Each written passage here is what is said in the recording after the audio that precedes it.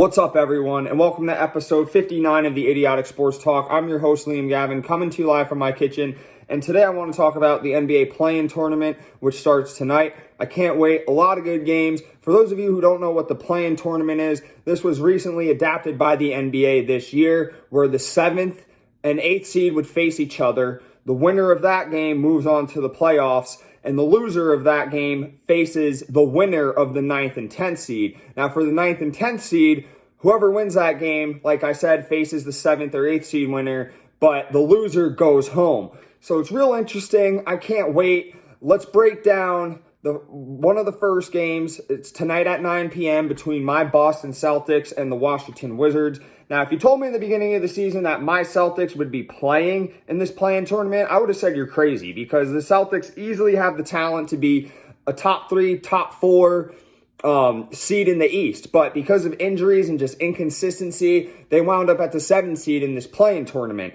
And now they're facing the 8th seed Washington Wizards.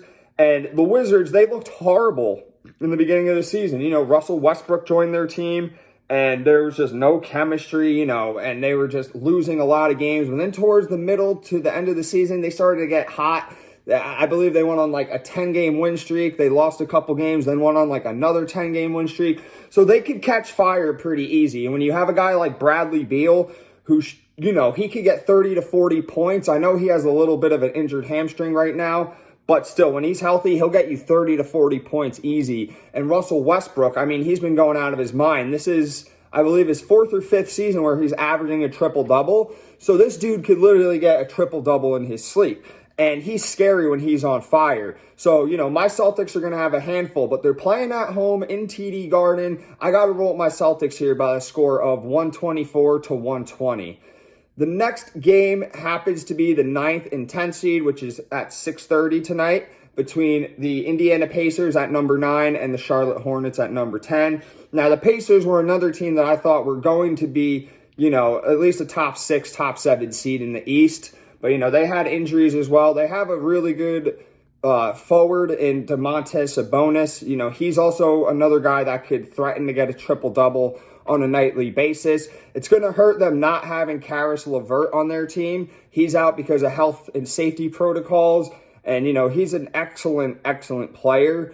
Really good shooter, just all around a good player. So I think that's going to impact them, because you have the Charlotte Hornets. They have LaMelo Ball, the rookie sensation, playing. He was playing phenomenal, hurt his wrist, missed a month or two of basketball, came back, still playing great. They also have my guy, former Boston Celtic, Terry Rozier, who's been lighting it up ever since he's been given the keys to Charlotte. So for that one, I'm going to have to roll with the Charlotte Hornets here. I'm going to take them by the score of 117 to 110. So now we move into the Western Conference. We have the 7th seed Los Angeles Lakers taking on the 8th seed Golden State Warriors. Now, if you told me that the Lakers would be playing in a play-in game, I would have thought you were crazy, because they won a championship last year, so a lot of people expected them to be a 1 or 2 seed at worst, right? But because of injuries and all these other things going on, you had LeBron James with his ankle, missed a couple months. Anthony Davis with his knees, missing a couple months. But now they're back, now they're healthy.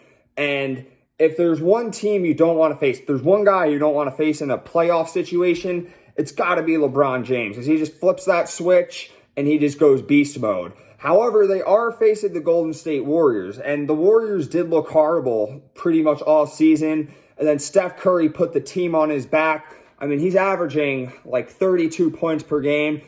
He's had stretches where he did not score under 30 points a game this season. He's had stretches of where he's hit 10 threes for like 6 games and 7 games in a row. He's been going out of his mind. He's definitely in the MVP conversation.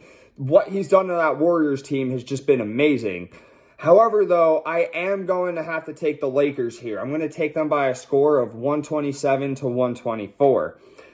For the last game, which is the Memphis Grizzlies at the 9th seed versus the 10th seed San Antonio Spurs. This is a good game, and I really don't know who to pick. Memphis is a nice team led by John Morant. He's a stud point guard. He was Rookie of the Year last season, and now he's in his 2nd season, and he has a chance to bring Memphis to the playoffs. However, they're facing the Spurs, and I know the Spurs have been a disappointment this season, but when you have Greg Popovich as your head coach, anything's possible. So you can't sleep on this team, but I'm going to have to roll with the Memphis Grizzlies here. 104-99 is my score.